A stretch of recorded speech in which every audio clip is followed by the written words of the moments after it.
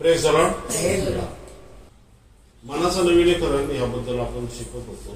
शरीर जीव आत्माच्या नंतर आणि आपण आलो होतो. देहात चालणाऱ्या व्यक्तीमध्ये काय असतो? देह स्वभाव असतो. कळतंय का? देह हा स्वभावाला नाही चालवत तर स्वभाव देहाला चालवतो. कळलं ना तुम्हाला काय म्हणायचा उद्देश आहे?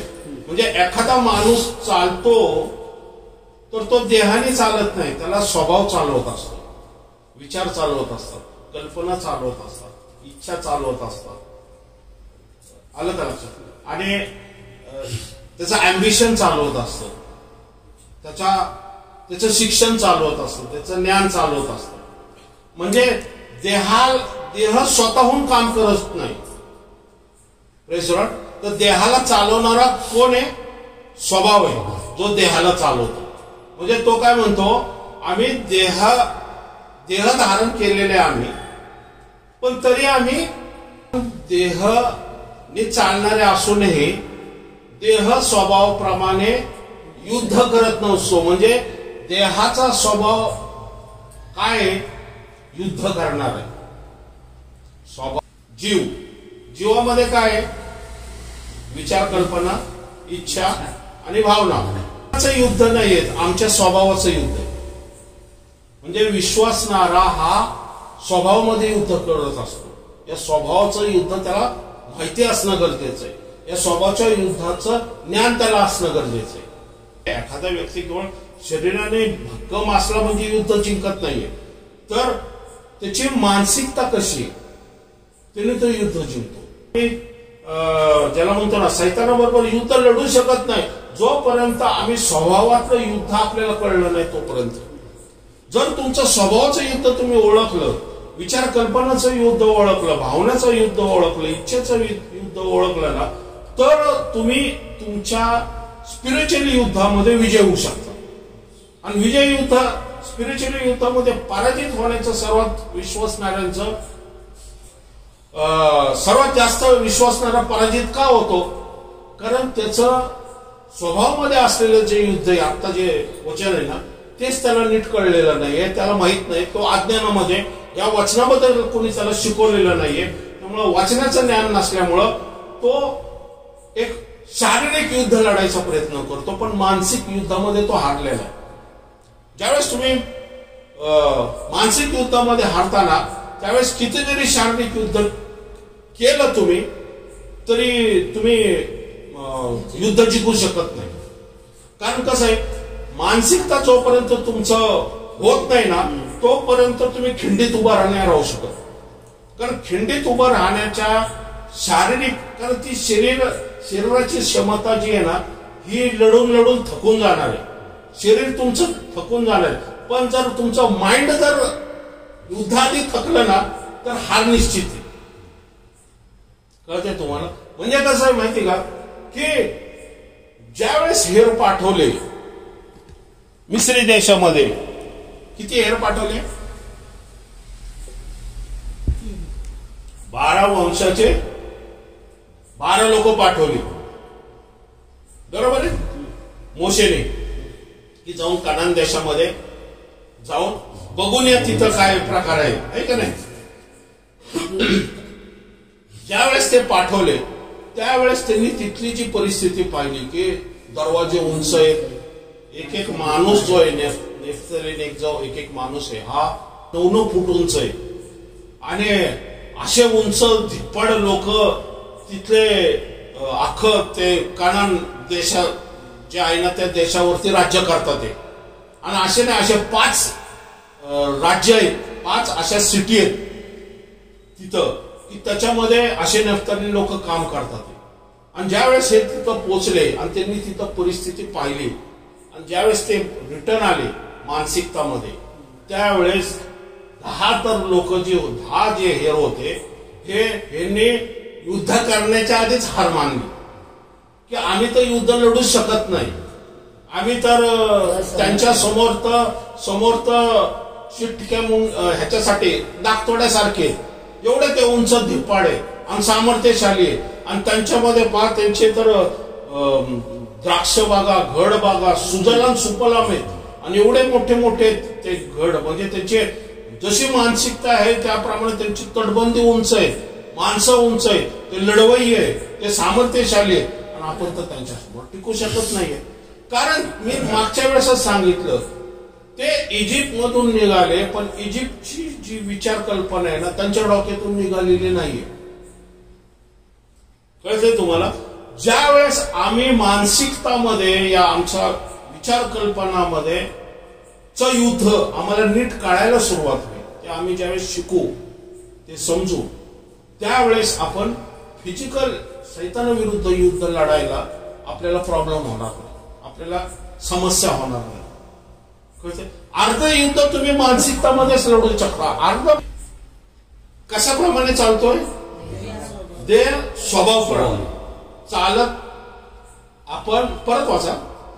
कारण आम्ही देहात चालणारे असून सुद्धा आम्ही देह स्वभावाप्रमाणे युद्ध करत नसतो. देह स्वभावाचं एक युद्ध आहे, त्यासारखं युद्ध करत नसतो. म्हणजे त्याचं म्हणणं काय? असणाऱ्यांचं युद्ध हे जगाच्या युद्धासारखं नाही. कळतंय तुम्हाला? बंदी उद्ध्वस्त करण्यास, म्हणजे आमच्या स्वभावामध्ये काय तटबंदी आहे ते दिलंय ना. कारण तटबंदी आहे म्हणून तो लिहितोय ना. आमच्या देहाच्या स्वभावामध्ये काहीतरी तटबंदी आहे जी उद्ध्वस्त करायची. मग ती तटबंदी काय आहे? तो म्हणजे आमचा जुना स्वभाव, ही आमच्यामध्ये असलेली तटबंदी, आमच्या विचार कल्पनामध्ये असलेली भीती, ही तटबंदी, आमच्या शरीरामध्ये भावनामध्ये असलेलं जे आमच्या भावना असतात, ह्या भावनामध्ये असलेलं दुःख, वेदना, आपुलकी, कळवळा, ह्या कधी कधी आम्हाला काय होतात, युद्धामध्ये आम्हाला कमकुवत बनवू शकतात. कळतंय तुम्हाला? म्हणजे जिथं भावना ज्याला उफळून येतात, बरोबर आहे ना? पहा कसं आहे, आता मार्था मरियाचा भाऊ मरण पावला. नॅचरली त्यांच्या भावनामध्ये दुःख, वेदना आणि भावाबद्दल एक त्रुटी निर्माण झाली होती, एक उणीव निर्माण झाली होती त्यांच्यामध्ये. आणि त्या भावनेच्या दुःखाच्या प्रसंगामध्ये पुनरुत्थान करणारा येशू समोर असून सुद्धा त्याचं सामर्थ्य या अभिषेक ओळखू शकलं नाही. का? भावना जास्त प्रज्वलित झाल्या, ह्या अभिषेकावर मात झाला नाही, अभिषेकाला ओळखू शकत नाही. अभिषेक जो असतो ना, ज्यावेळेस आपण एका ठिकाणी जातो, समजा एखादी एक मोठी मीटिंग चाललेली, एक देवाचा सेवक कोणीतरी आलेला आहे, व्यक्ती, तो कुठेतरी सभा घेतोय आणि त्या सभेला आपण जातोय. पण आमचा जाण्याचा उद्देश तिथं काय? कळतं का तुम्हाला? आमचा जाण्याचा उद्देश काय तिथं? व्यक्तीला बघायला चाललोय,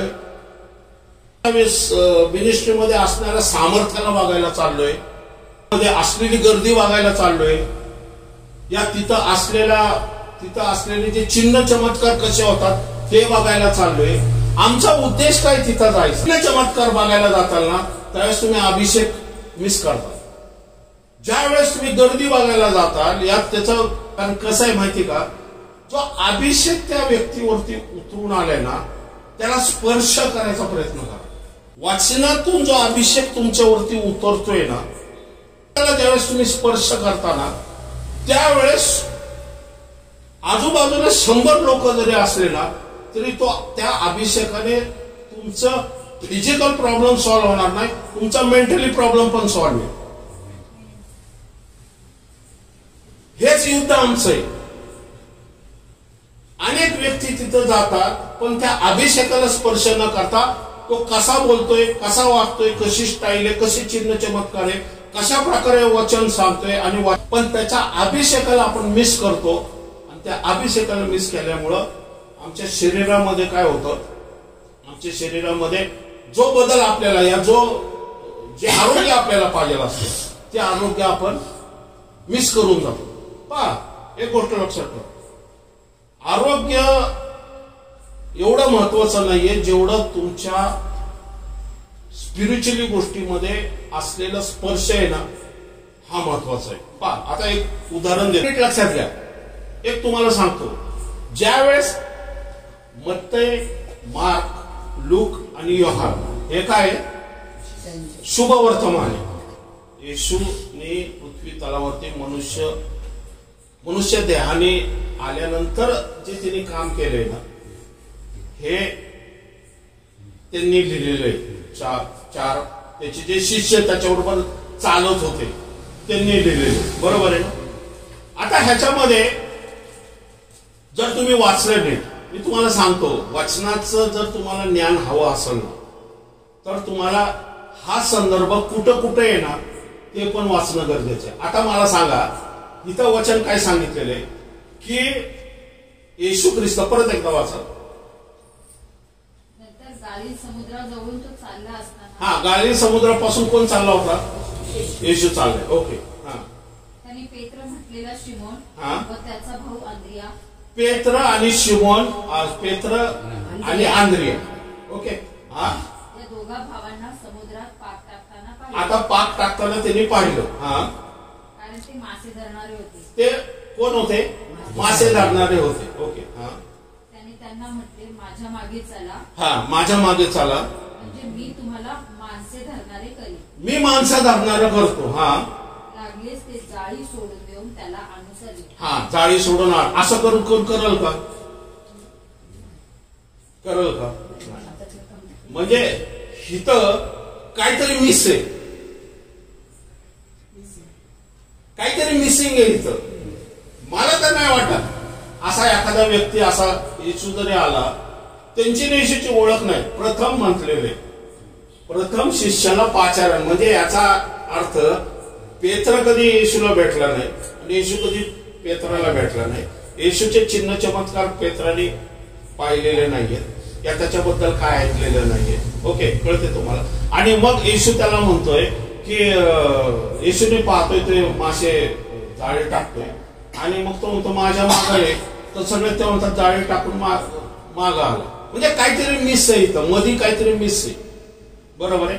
हा, आता मी तेच सांगते तुम्हाला की वचन कसं शोधायचं असतं, वाचनातलं ज्ञान आहे ना कसं काय मिस करून जाऊ शकतो आपण. ओके, आपण जाऊया लूक याचा 5वा अध्याय. सेम स्टोरी आहे, पण आपण लूक मध्ये पाहूया.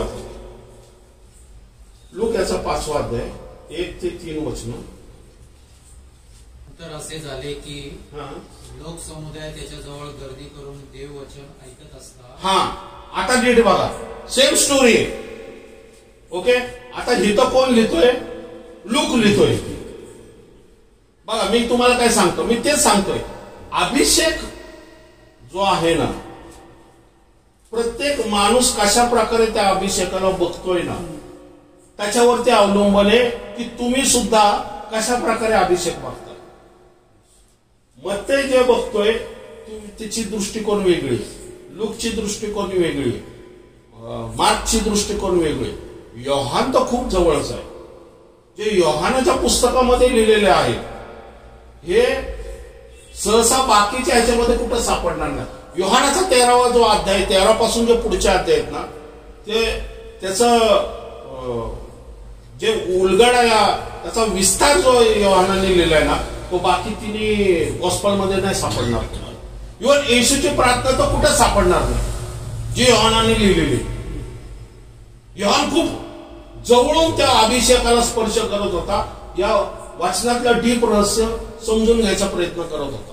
म्हणून आम्हाला पण त्यावेळेस वचन वाचताना, वचनाचं मनन करत असताना आपण त्या संदर्भात जे सेवकांनी काय काय लिहिलेले ते जर आपण व्यवस्थित वाचलं ना आणि वाचनाच्या वरती खाली जर वाचलं ना, तर आपल्याला ती जी सिच्युएशन आहे या ती कंडिशन जी आहे ना, या तो जो आपण पिक्चर मध्ये म्हणतो तो सीन आहे ना व्यवस्थित दिसू शकतो. ओके, हा वाच.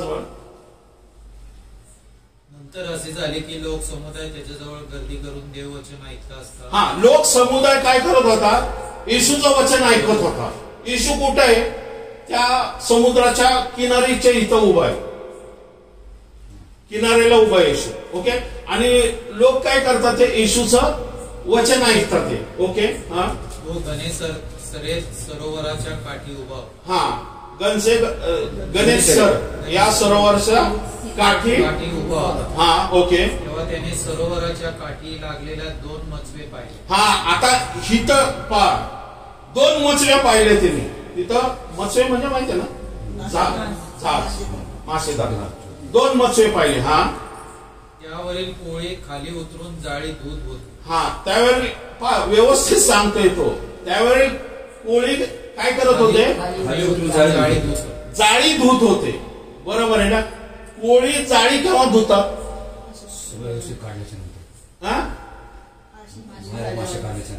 म्हणजे मासे पकडून आल्यानंतर मग जाळी धुतात, जाण्याच्या आधी जाळी धुत नाही.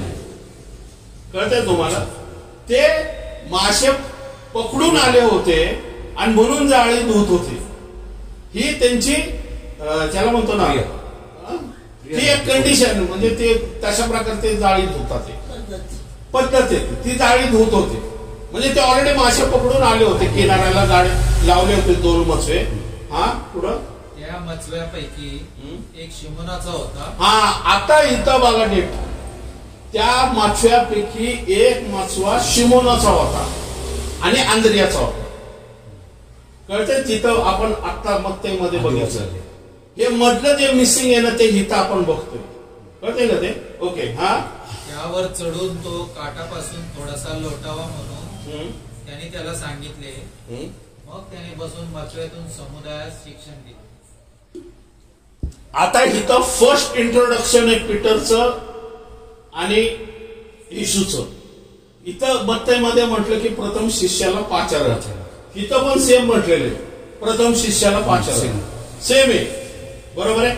म्हणजे त्यांनी काय केलं? पेत्राला काय म्हटलं? तुझी नाव थोडीशी अशी लोड जरा, म्हणजे तुझे नाव मला जणू काही तू देऊ शकतो का बाबा, की मला वचन सांगायचंय. पेत्र म्हटलं बाबा असं तसं ठीक आहे बाबा, ये माझ्या मछव्यामध्ये. बरोबर. ज्या वेळेस आपण अभिषेकाला, बरोबर आहे, या परमेश्वराच्या वचनाला, या देवाच्या व्यक्तीला आपल्या प्रॉपर्टीमध्ये, या आपल्या स्वइच्छेने त्याला त्याचे सांगितलेल्या गोष्टी पाळायचा प्रयत्न करतो ना, तिथून अभिषेकाला सुरुवात होते, कार्याला सुरुवात होते. कळतं? त्यांनी स्वतःची नाव त्याला दिली की घे बाबा, नावावरती चढ आणि देवाचं वचन सांग. देवाचं वचन फर्स्ट आहे, कारण वचनातल्या सामर्थ्याने, या देवाच्या गोष्टी सांगितल्याने मग विश्वास उत्पन्न होतो. बरोबर आहे. चिन्ह चमत्काराने विश्वास उत्पन्न होत नाही, वचनानेच विश्वास उत्पन्न होतो. चिन्ह चमत्काराने देवाच्या सामर्थ्य प्रगट होतं, पण नुसतं देवाचं सामर्थ्य प्रगट होऊन उपयोग नाहीये. वचनाद्वारे देव प्रगट होतो. देवाचं ज्ञान वचनाद्वारे प्रगट होतं, देवाचं सामर्थ्य हे चिन्ह चमत्काराने प्रगट होतं. कळतंय? 2 वेगवेगळ्या गोष्टी. केवळ देवाचं सामर्थ्य आहे म्हणून आम्ही जर गेलो ना, तर आपण देवाच्या जे वचनातलं ज्ञान मिस करू शकतो. बरोबर. आणि वचनातलं ज्ञान जर आम्हाला मिळालं तर आम्ही सामर्थ्य मिस करू शकतो. आणि दोन्ही नेसेसरी आहे. देवाचं ज्ञान मानसिकतेसाठी नेसेसरी आहे, देवाचं सामर्थ्य शरीरासाठी नेसेसरी. Praise the Lord. कळतंय तुम्हाला? ओके. आता हिथं त्यांनी काय केलं? आपली शारीरिक कृती काय केली की येशूला आपली नाव दिली, आणि मग येशूने काय सांगितलं? देवाचं वचन सगळ्या लोकांना सांगितलं. हा, आपले बोलणे संपल्यावर त्याने शिमोनाला म्हटले, खोल पाण्यात जाऊ. हा, वचन झालं, पण येशूला माहितीये की जाळ्यामध्ये काहीच नाहीये. कळतंय तुम्हाला? वचन फर्स्ट आहे, मग तुमची गरज नंतर भागवली जाईल. कारण तुमची मानसिकता तो अभिषेक रिसिव्ह करण्यासाठी तयार होणं गरजेचं आहे. देवाचं ज्ञान मध्ये असलेलं जे रहस्य गहन गुप्त गोष्टी आहे ना, हे प्रथम समजून घ्या, मग देवाचं सामर्थ्य प्रकट व्हायला सुरुवात होईल. कळतंय तुम्हाला? पहा, मी सांगतोय, आपण करतोय की मनाचं नवीनीकरण काय आहे ना, मी हे तुम्हाला सांगतोय की आमचं युद्ध कशाबरोबर आहे. बरोबर आहे? प्रथमतः ज्यावेळेस तुमची इच्छा असते, तुम्ही तुमच्या शरीरामध्ये कंडिशन अशी करता की देवाच्या अभिषेकाला, सेवकाला, या अभिषेकाला परमिशन देता की माझ्यामध्ये काम कर. त्यावेळेस मग पुढचं देवाचं वचन तुम्ही ऐकता. आणि ज्यावेळेस वचन ऐकता त्यावेळेस येशू काय म्हणतो वचन संपल्यानंतर, की आपली नाव खोल पाण्यात जाऊ द्या, मासे धरण्यासाठी आपली जाळी खाली सोडा. आता तो काय म्हणतोय, आपली नाव काय करा, खोल पाण्यात, आणि मासे धरण्यासाठी आपली जाळी खाली सोडा. बस. तो काय सांगतोय, आता हिथून अभिषेक जर तुम्हाला बघायचा असेल ना, तर परमेश्वर जसं सांगतो ना त्या वचनानुसार चालणं गरजेचं आहे. तो म्हणतो जर आता चाला तर आता चाला. तो म्हणतो डावीकडे जावा तर डावीकडे जावा. तो म्हणतो उजवीकडे जावा उजवीकडे. तो म्हणतो प्रार्थना करा तर प्रार्थना करा. तो म्हणतो वचन वाचा तो वचन वाचा. तो म्हणतो गुडघ्यावरती जावा तो गुडघ्यावरती जावा. तो म्हणतो स्तुती आराधना करा तर स्तुती आराधना करा. हे कोण सांगतो? देवाचा अभिषेकामधला अनर्टिक. आता इथं असं समजू नका की येशू बोलतोय. असं समजा की जणू काय तुमच्या मनामध्ये देवाच्या आत्मा पवित्र आत्मा जो आहे ना विचार घालतोय असं समजा इथं की आता काय म्हणतो तो, खोल पाण्यामध्ये जावा आणि आपली जाळी फेका. ओके. पुढं शिमोनाने त्याला उत्तर दिले, गुरुजी आम्ही सारी रात्र कष्ट करून काही धरले नाही, तरी आपल्या सांगण्यावरून मी जाळी सोड. आता नीट लक्षात घ्या. परत वाच एकदा, अर्ध वाच फक्त.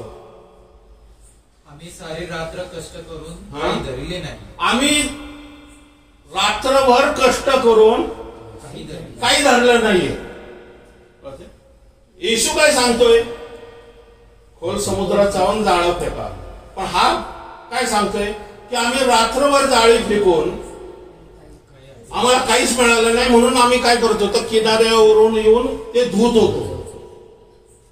ज्यावेळेस तुम्हाला अभिषेकाला स्पर्श करायचा असतो ना, तर वचनावरती विश्वासाने चालायचं. त्याला अडखळण करायचं नाहीये, या त्याला विरोध करायचा नाहीये, या त्या वचनाबद्दल शंका घ्यायची नाहीये. कळतंय तुम्हाला काय म्हणतोय मी? त्या वचनाबद्दल, त्या व्यक्तीबद्दल, या त्यांनी सांगितलेली जी भविष्यवाणी आहे, त्यांनी सांगितलेला जो शब्द आहे ना, त्याच्यावरती शंका घ्यायची नाही. कारण तो अभिषेकातून आलेलं ते तुमच्यासाठी असलेलं वचन आहे. आज मी इथं उभा राहून तुम्हाला सांगतोय ना, कशाला सांगता की ही तटबंदी आहे. जे आपण परमेश्वराला म्हणतो ना, तो म्हणतोय समुद्रात चला आणि जाळं फेका. हा म्हणतो रात्रभर सुद्धा आम्ही टाकून काहीच मिळालेलं नाहीये. हे काय? मनाची तटबंदी. म्हणजे तो भूतकाळात जाऊन काय करतोय, त्याच्यामध्ये तिने जे काम, शरीराने जे काम केलंय ना, तो म्हणतो की मी ऑलरेडी शरीराने केलंय, आता तू असं काय करणार आहे की तुझ्या अभिषेकाने ते काम होणार आहे. अभिषेकाबद्दल जर शंका घेतली, वचनाबद्दल जर शंका घेतली ना, तर जो अभिषेक उतरून तुमच्या जीवनामध्ये काम होणार आहे ना, ते होऊ शकत नाही. कारण ते अडखळण म्हणून होतं. म्हणून ही म्हणजे मनाची तटबंदी आहे ना, ही नेहमी विरोध करत असते अभिषेकाला, त्या देवाच्या वचनाला. होऊ शकत नाही, होणार नाही. बरोबर. फळ परमेश्वराने सर्व झाडाचे फळ खाण्यास मनाई केली आहे का? इथून सुरुवात होते विचार कल्पनामध्ये. बरोबर. ज्यावेळेस आमच्या मनात शंका येतात, या भूतकाळामध्ये आम्ही जे काम केले ते आम्ही दाखवतो. काय झालंय ना, खूप हार्टचा प्रॉब्लेम आहे. हार्ट डॉक्टर म्हटले 90% ब्लॉक झालेले वगैरे वगैरे. डॉक्टर म्हणतो ना ब्लॉक हा ज्यावेळेस एखादा व्यक्ती प्रार्थना करतो आणि प्रार्थना केल्यानंतर तो म्हणतो जाऊन अजून एकदा चेक कर, बरोबर आहे, तर चेक कर हा तो व्यक्ती सांगत नसतो, प्रार्थनेच्या द्वारे अभिषेक त्याला सांगत असतो. पहा जसं आपण गेलो होतो तिचं त्यावेळेस रात्री काय झालं होतं, आपण भेटायला गेलो होतो. मी त्यांच्या मुलीला ते मुलं पोटामध्ये आडवं झालं होतं, बरोबर आहे ना, आणि आपण त्यावेळेस तिथं प्रार्थना केली आणि ते काय म्हटले की उद्या सिझरिंग करून ते काय करायचंय, ऑपरेशन करायचंय. आणि त्यावेळेस त्यांनी फोनवर घेतलं आणि फोनवरती प्रार्थना केली आणि प्रार्थना झाल्यानंतर देवाच्या आत्म्याने सांगितलं की उद्या परत डॉक्टर काय म्हटले की उद्या चेकिंग नाही करणार, डायरेक्ट सिझरिंगला गेलं. पण आपण त्यांना काय सांगितलं की पहिल्यांदा सोनोग्राफी करा, मग त्यांना सिझरिंग करायला सांगा. हे देवाच्या आत्म्याने सांगितलं होतं, नाहीतर ते ऑलरेडी सिझरिंग करणार होते दुसऱ्या दिवशी. म्हणून सिंहने काय प्रेशर टाकलं त्याच्या सासऱ्यावरती या त्या जावईवरती की पहिल्यांदा तू काय कर, ते उद्या सोनोग्राफी कर. तो तयार नव्हता, पण ते सोनोग्राफीने काय कळलं, ते आडवं मूल होतं ते सरळ झाले आहे ना, त्यांनी साक्ष दिले आणि म्हणून आपला मिरजेचा दरवाजा उघडा झाला.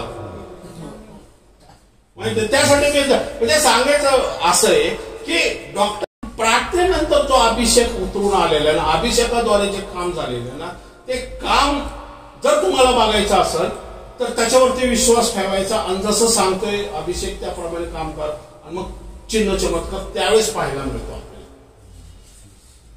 बरोबर आहे. म्हणजे सांगायचं उद्देश की हा इथं काय सांगतोय पाठ्य की आम्ही रात्रभर तू जे काम केले ते महत्वाचं नाही, जो अभिषिक्त व्यक्ती जो सांगतोय ना ते ऐकतो. तुझ्या मनाच्या तटबंदीमध्ये या तुझ्या विचार कल्पना या आमचं युद्ध जे देह स्वभावाप्रमाणे आम्ही युद्ध करत नाहीये. देह स्वभावाचं युद्ध काय की शरीराने कष्ट करणं, जाळी टाकणं, रात्रभर त्या पावसामध्ये आणि त्या हेलक्यामध्ये ते ओढता ते नाहीये का, कारण ते देहाने केलेलं कर्म आहे. अभिषेकाला कर्म करायची गरज नाही आहे. अभिषेकाला नुसतं विश्वासाने जाळं फेकायचं. पुढं काय होते बघा, हा पुढं आम्ही सारी रात्र कष्ट करून काही धरले नाही, तरी आपल्या सामन्यावरून मी जाळी सोडतो. हा, पण तरी तो काय म्हणतो, तुमच्या सामन्यावरून मी मात्र जाळवतो. बरोबर. म्हणजे त्यांनी नाव ज्यावेळेस येशूला दिली ना, तिथून त्याच्यामध्ये काम परमेश्वराचं कार्य व्हायला सुरुवात झाली. Praise the Lord. म्हणजे ज्यावेळेस आपण एक पाऊल टाकतो त्यावेळेस परमेश्वर सुद्धा 10 पाऊल आपल्यासाठी टाकतो. आणि मध्ये तटबंदी आली तरी पेत्र तिथं काय दाखवतो, फेथ दाखवतो, तरी मी तुमचं ऐकल म्हणतो. Praise the Lord. बरोबर आहे. म्हणजे आम्हाला सुद्धा काय करायला पाहिजे, जरी डॉक्टरने जरी आपल्याला काय सांगितलं असेल म्हणा, या आमच्या शरीर कष्टाने आपण किती जरी गोष्टी केल्या असतील ना, शेवटी आमचा शेवट, मी तर म्हणतो शेवट, आमचा प्रॉब्लेम काय माहिती का, सर्वात शेवटचं चॉईस आम्ही देवाला ठेवतो. आपण फिरतो, नगर इकडं, नवापूर तिकडं आणि शेवटी येतो आणि इकडे गेलो होतो आणि आपण म्हणतो अरे उगाच एवढा फिरलो, सुटका तर हिथच होती. Praise the Lord. बरोबर आहे. सुटका तुमची तिथंच आहे, तुम्हाला फिरायची गरज नाहीये. पण शरीरामध्ये असलेल्या शंका कुशंकाला ज्यावेळेस तुम्ही मनाच्या नवीनीकरणाने त्या अभिषेकाला स्पर्श करायचा प्रयत्न करताना आशीर्वाद तुमचे. Praise the Lord. तो काय सांगतोय की तरी आता तुमच्यावरती विश्वास ठेवून मी काय करतो, जाळं टाकतो. हा, मग त्यांनी तसे केल्यावर माशाचा मोठा घोळका जाळ्यात सापडला आणि त्यांची जाळी फाटू लागली. हा, काय झालं, तिने आज्ञा म्हणजे शब्द ऐकला, वचन ऐकलं आणि वचनानुसार जो कृती केली, कृतीद्वारे काय झालं, जो शरीराने केलेला आशीर्वाद मिळायचा होता तो वचनाच्या द्वारे, म्हणजे शरीराने केलेला आशीर्वाद त्याला तर मिळाला नाही, पण येशूच्या मुखातून आलेल्या वचनाद्वारे ज्यावेळेस त्याला तिने ऐकला, विश्वास ठेवला, त्यावेळेस काय झालं की एवढे मासे मिळाले, एवढा आशीर्वाद आला त्याला. हा, जाळी फाटू लागली. हा, तेव्हा जे भागीदार दुसऱ्या मचव्यात होते त्यांनी येऊन आपणाला सहाय्य करावे म्हणून त्यांनी त्यास खुणावले. मग ते आल्यावर दोन्ही मचवे इतके भरले की ते बुडू लागले. Praise the Lord. तुमच्या एका विश्वासाने तुम्हीच आशीर्वादित होणार नाही, आजूबाजूचे लोक सुद्धा आशीर्वादित होते. Praise the Lord. कारण तुम्ही कुठेतरी त्या अभिषेकाला स्पर्श करायला शिकलेला आहे. तुम्ही त्या अभिषिक्ताला, या देवाच्या वाचनाला तुमच्या झाजेमध्ये उभं राहण्याची परवानगी दिलेली, या परमिशन दिलेली की माझ्या जीवनात कार्य कर येशू, मला जीवनात कार्य कर. माझ्या जीवनात मी शरीराने, कष्टाने, बुद्धीने, शक्तीने, सामर्थ्याने प्रयत्न करत आहे, पण एक मासा जाळायला लागत नाही. हा आजार जात नाही, हा त्रास जात नाही, हा प्रॉब्लेम जात नाही, ही समस्या जात नाही. येशू मी सगळ्या डॉक्टरकडे गेलो, माझ्या आयुर्वेदिक पण केलं, होमिओपॅथिक केलं, आणि काय म्हणतात ते ॲलोपॅथिक केलं, आणि अजून काय पॅथिक केलं, पण काय हे जायला तयार नाही. आता येशू मी तुझ्याकडे आलेलो. येशू काय म्हणतो की प्रार्थना कर, मी सुटका देणार आहे. आणि ज्यावेळेस आम्ही विश्वास ठेवतो, आणि तो काय म्हणतो की मी काल रात्री केलं, पण तो म्हणतो तरी मी धीर धरतोय, मी विश्वास ठेवतो, तुम्ही म्हणताल ना म्हणून मी जाळ्या टाकतो. वचन सांगतंय की तोच आशीर्वादित झाला नाही तर आजूबाजूची दोन्ही, म्हणजे ते कोण आहेत माहितीये का, जब्दीचे दोन पोरं योहान आणि याकोब, ही दुसरी नाव त्यांची. पहिली नाव पेत्र आणि आंद्रियाचे, आणि दुसरी नाव आहे योहान आणि याकोब. 4 शिष्य तिथंच आहेत. ते सुद्धा आशीर्वाद, म्हणजे त्यांना सुद्धा चिन्ह चमत्कार पाहायला मिळाले, पण नाव मात्र पेत्राने दिलेली. पेत्राने नाव दिलेले, पण तो अभिषेक ह्या चौघांना मिळालेला, या ते आशीर्वाद ह्या चौघांना सुद्धा मिळालेले, आणि हे 4 शिष्य झाले ते येशूच्या पुढे जाऊन. हा, दोन्ही मचवे इतके भरले की ते बुडू लागले. हे पाहून शिमोन पेत्र येशूच्या पाया पडून म्हणाला, प्रभूजी मच पासून जा, मी पापी मनुष्य आहे. Praise the Lord. पहा, एक गोष्ट लक्षात ठेवा. आता कसं आहे माहितीये का, हे वचन खूप महत्वाचं आहे, खूप म्हणजे खूप महत्वाचं आहे. आपण असंच वाचतो. परत एकदा हे पाहून शिमोन पेत्र, हे पाहून, काय पाहून, मासे भरपूर, दोन्ही बुटी भरलेले तेवढे मासे बघून, बरोबर आहे. हा, पेत्र येशूच्या पाया पडून म्हणाला, पेत्र येशूच्या पाया पडून म्हटला. 3 शिष्य पडले का बाकीचे? पेत्रनेच का पाया पडले? पेत्रच का पाया पडले? हा, प्रभूजी, प्रभूजी, तिथं म्हटलं प्रभूजी. प्रभूजी म्हणजे माहिती का काय? प्रभूजी म्हणजे गॉड म्हणतात, देव, बरोबर. प्रभूजी. हा, मच पासून जा, मच पासून जा. हा, मी पापी मनुष्य आहे, मी पापी मनुष्य आहे. पेत्राला पापाची जाणीव झाली. ही जी अनॉइंटिंग आहे ना, ह्याच्याबद्दल मी बोलतोय. कळतंय का? हे जे मनाचं युद्ध म्हणतोय ना, आमचं युद्ध हे शारीरिक, जरी आम्ही देहाने चालत असलो तरी तिथं हे तसंच ठेवा. परत या तिथं करत 2 करीत याचा 10वा अध्याय. ती देवाच्या दृष्टीने समर्थशाली, माणसाच्या नाही, देवाच्या दृष्टीने. म्हणजे देवाने अशी एक व्यवस्था केलेली आहे, या देवाने अशी एक योजना केलेली आहे की तुमच्या विचारामध्ये जी तटबंदी आहे ना, ती उद्ध्वस्त होऊ शकते. ती तटबंदी काय आहे की परमेश्वरा, या येशू ख्रिस्ता, आम्ही काल रात्रीच जाऊन आलेलो आहे, आणि काल रात्रीच जाळं फेकलेलं आहे, आणि काल रात्रीच आम्ही कष्ट केलेले आहेत, आणि काल रात्रीच आम्ही त्या मासे पकडायचा प्रयत्न केलेला आहे, पण आम्हाला काहीच मिळालेलं नाहीये. आणि आता तू सांगतोय की आता तिथं जा. म्हणजे वाचनाला विरोध करणं, अभिषिक्ताला विरोध करणं, या देवाच्या अभिषेकाला आमच्या जीवनामध्ये कार्य करण्याला मज्जाव न करण्यापेक्षा आपले तर्क वितर्क पुढे दिलेले, आपले तर्क वितर्क काय करणं, मध्ये घालणं. म्हणजे येशू कोण आहे? हा कार्पेंटरचा पोरगा, आणि हा आम्हाला काही शिकवणार आहे मासेमारी करायला? बरोबर. अहो पिढ्यानपिढ्या आम्ही मासेमारी आहे. मासा कुठला आम्हाला सांगा ना, आम्ही ओळखून सांगतो ना तुम्हाला. करली आहे का, रावस आहे का, बांगडा आहे का, सुरमई आहे. आणि हा कार्पेंटर हा लाकडाचा म्हटलं तर मी हा एक्सपर्ट आहे. हा माशाचा कसा काय सांगतोय? आणि ते पण पाण्याच्या आतल्या, इथून दिसत नाही. आणि आम्ही रात्रभर, आम्ही एक्सपर्ट असून रात्रभर आम्ही मरवळ मेलेलो आहे, पण आम्हाला काही सापडलेलं नाही तिथं. आणि हा कार्पेंटर येऊन सांगतो की तिकडे जाळ टाका. हे काय? सैतानाने वचनाविरुद्ध केलेली तटबंदी, न ऐकणं. अरे चला चर्चला, चला देवाच्या वाचनाला, चला प्रार्थनेला, चला तिथं सुटका आहे तुमची, चला.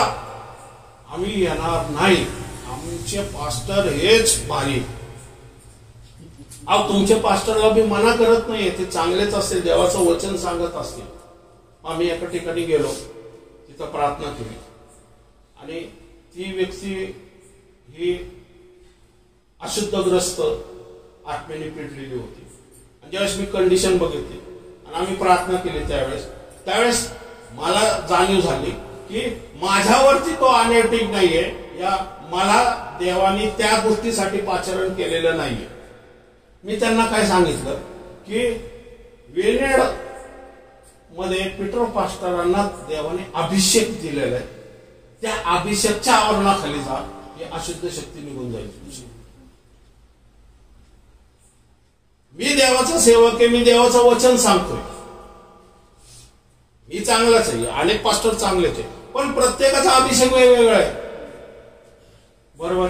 कोणाला आता आपल्याला प्रगटीकरण, मला प्रगटीकरणाचं ज्ञान देवाने दिलेलं आहे, कोणाला अजून दुसऱ्या गोष्टीबद्दल ज्ञान दिलेले, कोणाला शिक्षक म्हणून दिलेले, कोणाला पास्टर म्हणून दिलेले. कसा पीटर पास्टरचा अभिषेक आहे, अनॉइंटिंग ही वेगळी अनॉइंटिंग आहे. तुम्हाला त्या आवरणाखाली जाणं गरजेचं आहे. आणि मग त्या आवरणाखाली जाण्याचं तुमची जी रूढी परंपरा आहे की हेच चर्च, हीच खुर्ची, हाच बेंच, आणि हे जर सोडलं नाही तर तो एकच आत्मा आहे, तो अजून सातलं घेऊन येईल. आत्ताच सुटकेची कंडिशन आहे, आत्ताच सुटका फ्री मध्ये आहे. तुम्ही विश्वासणारे, मग विश्वासणाऱ्यांच्या जीवनामध्ये शैतान कानातून जातात तर नाकातून बाहेर कसे काय जातात?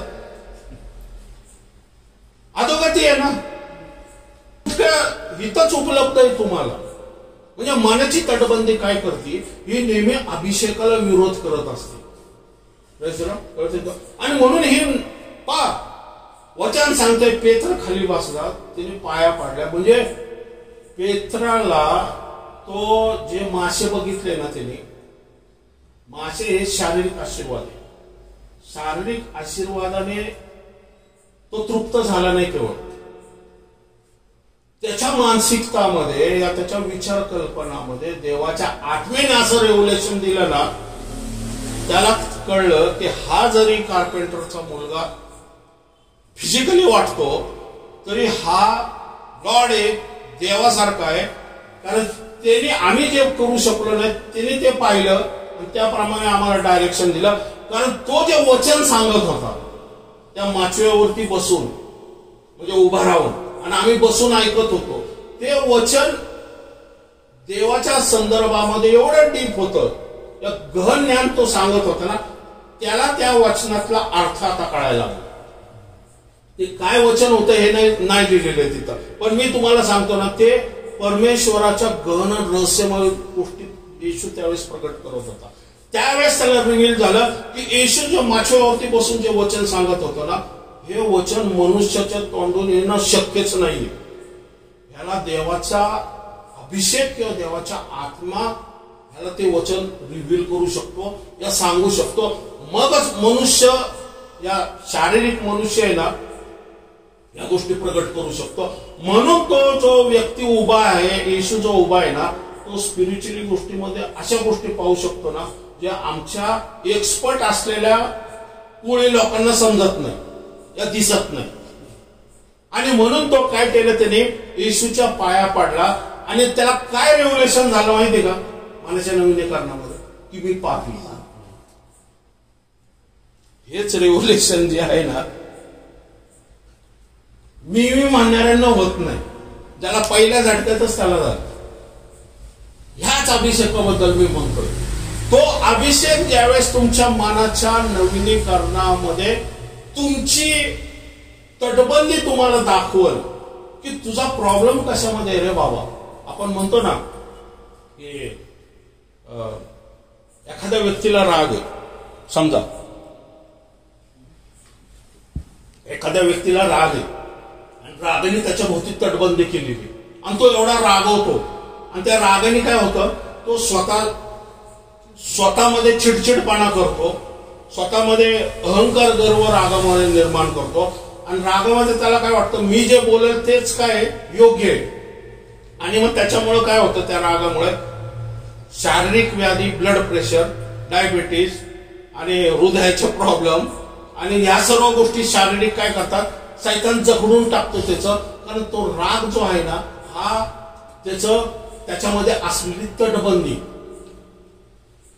पण त्याला कळत नाही की मी राग स्वभाव जो आहे ना, माझा जो स्वभाव राग आहे ना हाच मला प्रॉब्लेमॅटिक आहे, हे त्याला कळत नाही. हे जे रेव्होल्युशन आहे, मनाचं जे रेव्होल्युशन आहे ना, हे समजायला आम्हाला देवाच्या वचनामध्ये राहणं गरजेचं आहे.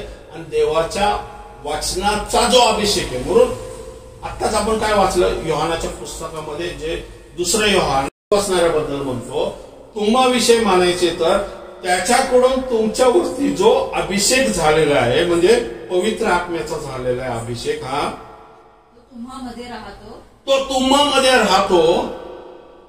तेव्हा तुम्हाला कोणी शिकविण्याची गरज नाही, तुम्हाला कोणी शिकवण्याची गरज नाही. त्याचा अभिषेक तो सत्य आहे, खोटा नाही. तुम्हाला सर्व गोष्टीविषयी शिकवितो, सर्व गोष्टीविषयी शिकवतो. कशाविषयी शिकवतो तो, की राग आला ना की तो सांगतो की हा जो राग करतोय ना तो तुझ्यासाठी योग्य नाही. कारण ही रागाची तटबंदी जी आहे ना ही सैतानाकडून आहे. त्याच्याऐवजी प्रीतीची तटबंदी घे, मी द्यायला तयार आहे, म्हणजे पवित्र आत्मा. पवित्र आत्मा तुमच्यामध्ये काय टाकलेला आहे माहितीये का, ही रागाची तटबंदी नष्ट व्हावी. मी पापी आहे असं तो म्हणतोय पेत्र. परत या तिकडं,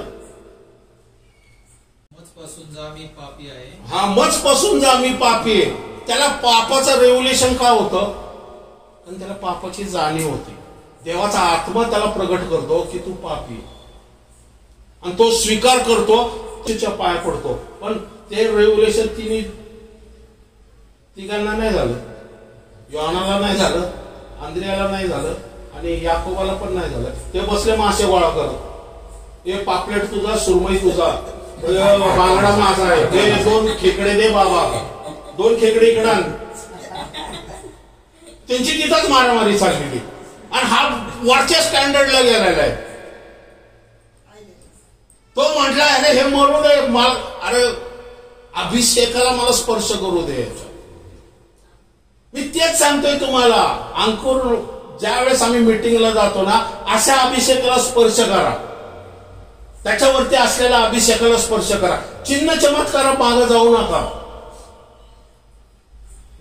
कळतंय तुम्हाला? हा अभिषेकाला जर तुम्ही स्पर्श केला ना तर तुमच्या जीवनामध्ये शारीरिक बदल तर होतीलच होतील, पण मानसिक बदल पण होईल. कारण अभिषेक तुम्हाला शारीरिक बदल घडवण्यासाठी देण्यात आलेला नाही, तो सर्व काही शिकवतो. शिकवणं हे शरीरासाठी नाहीये, हे मनाचं नवीनीकरणासाठी शिकवणं आहे. तो अभिषेक आता आम्हाला महत्वाचा आहे. या एंड टाइमला चिन्ह चमत्कार हे नाहीसे होणार आहे. तो म्हणतो अन्य भाषा पण नाहीसे होणार आहे, फक्त प्रीती राहणार आहे म्हणतो. पाऊल म्हणतो बघा तिचं 13व्या अध्यायामध्ये करत प्रीती ही श्रेष्ठ आहे. मग प्रीती कुठून येते? ही आत्म्यातल्या मनाच्या नवीनीकरणामधून प्रीती व्यक्त होते. मी पापी आहे ही जाणीव फक्त पेत्राला झाली, म्हणून येशू ख्रिस्ताचं खास लक्ष पेत्रावरती होतं. कारण हाच पट्ट्या हा होता की जो समुद्रावरती चालायला पहिल्यांदाच नावेतून बाकी लोक म्हटले, अरे एवढा समुद्र खवळलेला आहे, कोण चालणार आहे ह्याच्यावरती. तो येशूलाच कर म्हणतो, मी येऊ का. तू एकटाच आहे, मला माहिती आहे, ये. समुद्रावरून चालणारा एकच आहे. स्वर्गात गेल्यावर तोच म्हणल, तुम्ही चालला का हो समुद्रावरून. मी चाललोय. त्याच्याकडेच एक्सपिरियन्स येतो, कारण तो स्पर्श करतोय त्या अभिषेकाला. अभिषेकाला स्पर्श करण्यासाठीच जाता. शरीरात अभिषेकाचा स्पर्श ज्यावेळेस तुमच्या मानसिकताचा स्पर्श होईल ना, हा अभिषेकाचं म्हणून तो म्हटलेलं आहे की आमची मानसिकता ज्यावेळेस बदलल ना, चिन्ह चमत्कार असे मिळतील तुम्हाला. शरीर नंतर आहे, कारण तुमचं विचार कल्पना ज्यावेळेस देवाच्या वचनाने बदलले जातील ना, त्यावेळेस देव कोण आहे, देवाचं सामर्थ्य काय, देवाचा अनिटिंग काय, येशूला केवळ तोच ओळखू शकतो. तो का म्हटला मी पापी आहे, कारण येशूची पवित्रता, शुद्धता, निष्कलंकपणा, त्याच्यामधला जो गौरव आणि देवाच्या पुत्राचा अभिषेकनी त्याला स्पर्श केला. आणि हे बसले आपले सुरमैन पापलेट डोळा करत, जाऊ द्या अभिषेक तिकडं.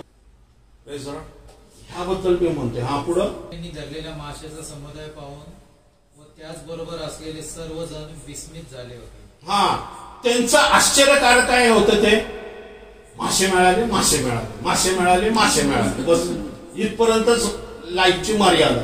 बस आम्ही विश्वासणारे असून सुद्धा आम्ही आयुष्यामध्ये ज्या स्टँडर्डला जायचंय ना, त्या स्टँडर्डला का जात नाही. कारण आम्ही सर्व आमचे जे खेळ असतात ना, हे 5वी पर्यंतच खेळत असतो. 10वी पर्यंत ग्रॅज्युएट पर्यंत आपली मानसिकता जातच नाही. पण आपण त्या लेवलला जावं ही देवाची इच्छा आहे. कारण तो म्हणतो तुम्हाला राज्याने याजक केलेले, तो तुम्हाला याजक म्हणून बघतोय. पण आणि म्हणतो आम्हाला चिरधनच ठेव. कळते. हा पुढं विस्मित झाले होते. तसेच शिमोनाचे भागीदार जब्दीचे पुत्र याकोब व योहान हेही विस्मित झाले होते. तेव्हा येशू शिमोनाला म्हणाला, भिवू नको. हा, आता नीट लक्षात घ्या. शिमोनाला म्हटला, हा भिवू नको, इथून पुढे तू मनुष्यांना धरशील. मग मचवे काठी लागल्यावर फक्त तो शिमोनाला म्हटलेला आहे, बाकींना नाही म्हटला. हा, भिवू नको, इथून पुढे तू मनुष्यांना धरशील. तू मनुष्याला धरशील. तुम्ही नाही म्हटला, तू म्हटलेला आहे. का, ज्यावेळेस तुम्ही मानसिकता अभिषेकाला स्पर्श करताना, ज्यावेळेस तुम्हाला कळतं मी पापी आहे ना, आणि ज्यावेळेस प्रभूचं नमन करताना, त्यावेळेस तो म्हणतो आता तुझी स्टँडर्ड माणसे धरण्याची झालेली अशी मी तुला करणार आहे. कारण तुमच्या स्टँडर्ड नुसार तुम्हाला परमेश्वर ती मिनिस्ट्री दिली ना. आमचं स्टँडर्डच तेवढं नाही. लाखाची मिनिस्ट्री दिली की बस पा. तो मी त्यावेळेसच सांगितलं, तेच सांगतोय की माणसांना धरून कापत असताना मोशेला मिनिस्ट्री नाही दिली. 80 वर्षानंतर सर्वात नंबर झाल्यानंतर ही घे 6 लाख लोक. बरोबर आहे. पहिल्यांदा ज्यावेळेस त्यांनी त्या ह्याला मारलं, मिस्रीला मारलं आणि वाळूत पुरलं, त्यावेळेस मिनिस्ट्री नाही दिली. अरे बाबा, हा तर हे 6 लाख दिले, तर 6 लाखांना कापून टाकलं. ह्याला पहिल्यांदा नंबर बनावा लागला. ही मानसिकता जी आहे ना, ह्याबद्दल मी म्हणतो हेच चर्चमध्ये आता ह्या एंड टाइमला शिकायला पाहिजे की आता आमचं स्वर्गारोहण होणार आहे, तर आमची मानसिकता कशी असायला पाहिजे. आम्ही आता वधू म्हणून आपल्याला स्वतःला प्रेझेंट करायचं. एखादी वधू ज्यावेळेस लग्नाला तयार होती, त्यावेळेस त्या वधूचे विचार कल्पना कोणासाठी असतात. आता ती वधू काय विचार करते का आता मला पंचवार्षिक योजना करायची आहे, का अजून मला काय घरांबद्दल करायचं. तिचा रात्रंदिवस फक्त विचार तो असा, त्याचा फोटो घेणार, असा तसा उलटा पालटा, त्याचाच विचार. मग कुठले ड्रेस करू, कुठला मेकअप करायचा, कुठली साडी घालायची, कसे ते अजून आयब्रो कसे काय करायचे, सँडल कुठले घ्यायचे, सोनं कसं घ्यायचं आहे का नाही. तुमची मानसिकता तिची कशी असते की आता लग्नाला सामोरं जायचं. मग आता जर येशू येतोय आणि स्वर्गारोहण होण्याची वेळ झालेली आहे तर आमची मानसिकता येशूला भेटायला पाहिजे का भेटायला पाहिजे, कशी मानसिकता पाहिजे आपली कळते तुम्हाला. मी तेच सांगतोय की आता आमची मानसिकता हे 2011 पासून ओरडून सांगतोय की येशूचं येणं जवळ आहे. तो संधी देतोय पहा, ही येशूने दिलेली तुम्हाला मला असलेली संधी आहे की अजून आपण जर तयार झालेलं नाहीये. या अनेक विश्वासणारे अजूनपर्यंत मूर्ख कुमारिकेसारखे आहेत. म्हणून त्याचं म्हणणे की अजून मी संधी देतो की शहाण्या कुमारिकेसारखे व्हा. कारण एकदा रॅप्चर झाल्यानंतर येशू परत बारीक खिडकी करून सुद्धा बोट घालून तुम्हाला एखादा देवदूत सुद्धा तुम्हाला घेऊन जाऊ शकणार नाही. कारण एकदा ती वेळ तो ट्विंकलिंग ऑफ आय चा जो सेकंद आहे ना तो ज्यावेळेस घडून जाईल त्यानंतर मग रिकामे चर्च आणि भरपूर बायबल आणि अनेक संदेश युट्यूबवर आणि बाकी व्हायरल होत राहील आणि ते बघत राहावा. आणि ऊर पडून जरी पश्चाताप केला तरी येशू म्हणाल मी तुम्हाला ओळखत नाही. कारण देवाची योजना आहे की तुम्हाला ट्विंकलिंग ऑफ आय मध्ये घेऊन जायचंय. मग आमची मानसिकता सुद्धा येशूला सामोरे होण्यासाठी होणं गरजेचं आहे. आम्ही स्वतःला शुद्ध पवित्र निष्कलंक देवाला ग्रहणीय यज्ञ म्हणून स्वतःचे शरीर सादर करणं गरजेचं आहे. आमची मानसिकता आता केवळ चिन्ह चमत्कार हे तर आपल्याला परमेश्वराचं सामर्थ्य हे एंडपर्यंत चालत राहील. म्हणजे त्याच्या मागं न जाता आता आमची मानसिकता काय पाहिजे की येशूचं येणं जवळ आहे. स्वतःला आपण त्याच्या प्रिपेरिंग साठी या त्याच्या तो वर म्हणून येणार तर आम्ही वधू म्हणून स्वतःला सामोरे होण्यासाठी कशा प्रकारे आम्ही सादर होऊ याकडे आमची आता मानसिकता होणे गरजेचं आहे. बरोबर. मग तो म्हणतो पेत्राला की आता तुझी मिनिस्ट्री मी सुरू करणार आहे. आणि मग त्याच्यानंतर वचन सांगतंय नंतर त्यांनी सगळे जाळ्या फेकून मग त्याच्या पाठीमागे शिष्य गेले पाठीमागे गेले असं पुढचं वचन आहे. कधी चिन्ह चमत्कार ते बघितल्यानंतर बाकीचे चिन्ह चमत्कार म्हणून गेले पण पेत्र मात्र अनरेटिंग बघून त्याच्या पाठीमागे गेला. डिफरन्स आहे. परमेश्वर आज वचनाद्वारे आमच्याबरोबर बोललेला आहे. देवाचं सामर्थ्य देवाचा अभिषेक. हालेलुया. धन्यवाद देवपा. राजांचा राजा प्रभूंचा प्रभू आकाशात पृथ्वी निर्माण करणारा परमेश्वर तुझे देवपा. तू आम्हाला सहाय्य कर मदत कर देवपा. तुझी दया कृपा आमच्यावरती होऊ दे देवपा. खरोखरीच परमेश्वर देवपा आज तुझे आगमन लवकर होणार आहे देवपा. आज 2 कोरिंथ्याचा 10 अध्याय 3-5 वचनामध्ये दिले की आमचं युद्ध देवपा शारीरिक नाहीये. आमचं युद्ध देवपा जो आमचा स्वभाव आहे आणि जी तटबंदी आमच्या विचार कल्पनामध्ये सैतानाने केलेली त्या तटबंदी विरुद्ध देवाच्या वचनानुसार आमच्या विचार कल्पनामध्ये वचनाचं उलगडन आणि वचनाचा अभिषेक आमच्या मानसिकतेवरती पडावा. आमच्या विचार कल्पना बदलून जाव्या. आमच्या मनाचं नवीनीकरण व्हावं असा परमेश्वर अभिषेक आमच्यामध्ये वाहू दे. आणि परमेश्वरा तुझा अभिषेक देवपा असा वाहू दे. मी आता विनंती करतो की ज्यांना शारीरिक आजार आहे देवपा, जे दुखणेकरी आहेत देवपा, किंवा ज्यांना देवपा कर्जबाजारीपणा आहे, ज्यांना नोकरी धंद्यामध्ये प्रॉब्लेम आहे देवपा, या ज्यांना परमेश्वरा मुलांचं टेन्शन आहे देवपा, या ज्यांना परमेश्वरा देवपा काहीतरी कामामध्ये अडखळण आहे देवपा, या फायनान्शियली देवपा काहीतरी अडचण आहे, येशूच्या नावात त्या अभिषेकाद्वारे सर्व देवपा ते जे अडखळणे ते येशूच्या नावात मोडखळी सांगत आहे निघून जाऊ दे देवपा. आणि परमेश्वरा सर्व त्यांची गरज ख्रिस्त येशू मध्ये पूर्ण कर देवपा. ज्यांना परमेश्वर आरोग्य पाहिजे त्यांना आरोग्य दे. फायनान्स प्रॉब्लेम आहे देवपा, त्यांचा फायनान्स प्रॉब्लेम दूर कर. नोकरी धंद्यामध्ये बॉसचा प्रॉब्लेम आहे देवपा, तो दूर कर परमेश्वर देवपा. ज्यांना परमेश्वरा देवपा, ज्याला मानसिक ज्याला म्हणतो ना टेन्शन आहे देवपा, येशूच्या नावात ते निघून जाऊ दे देवपा. आणि त्याच्याऐवजी जी तटबंदी ती ढासळली जाऊ दे. तुझी दया कृपा आणि देवा तुझा अभिषेक त्यांच्यावरती विचार कल्पनावरती पडू दे.